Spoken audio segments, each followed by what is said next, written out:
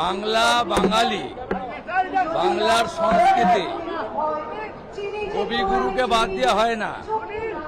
তাই রবীন্দ্র জয়ন্তীতে বাংলায় নতুন জাগরণের আজ সূচনা। নতুন সরকার দায়িত্ব নিল। কবিগুরুকে প্রধানমন্ত্রী প্রণাম জানিয়ে মুখ্যমন্ত্রীকে শপথ নেওয়ালেন এবং আমরা দায়িত্বভার নিলাম।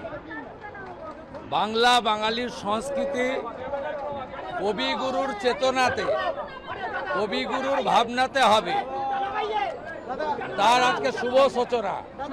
একটাই মন্ত্র স্বামীজির, চোরইবতী চোরইবতী।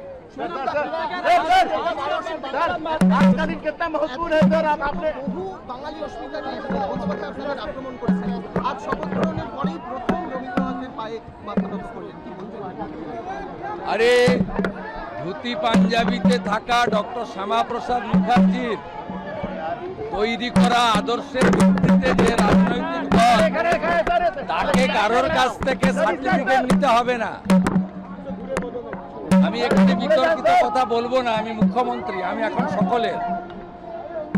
আমি চাই শুভবুদ্ধির উদয় হোক। আমি শুধু বলবো যারা এখনো সমালোচনা করছেন তাদের চৈতন্য উদয় হোক। আসুন, বাংলার অনেক ক্ষতি হয়ে গেছে, শিক্ষা হারিয়ে গেছে, সংস্কৃতি ধ্বংস হয়ে গেছে। আমরা বাংলাটাকে নবনির্মাণ করি, অনেক দায়িত্ব।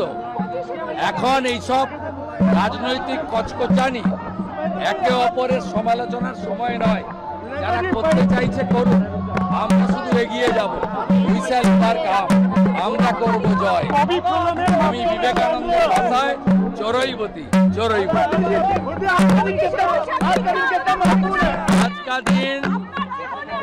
आज का दिन बहुत महत्वपूर्ण है देश के लिए, बंगाल के लिए। इसलिए प्रधानमंत्री का इच्छा था नया सरकार रविंद्र जयंती का दिन अपना कार्यकाल शुरू करे।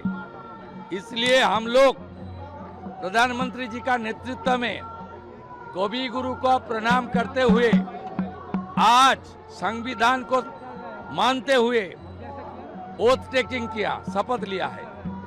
और उसका बाद मेरा सरकारी कार्यक्रम ये जोड़ा साको से हुआ है, कवि गुरु को प्रणाम करके माल्यार्पण कर। राजनीति हो या क्रिकेट, देश विदेश की ब्रेकिंग हो या आपके मोहल्ले की बड़ी खबर, सब मिलेगा एक ही ऐप में, सबसे तेज और भरोसेमंद।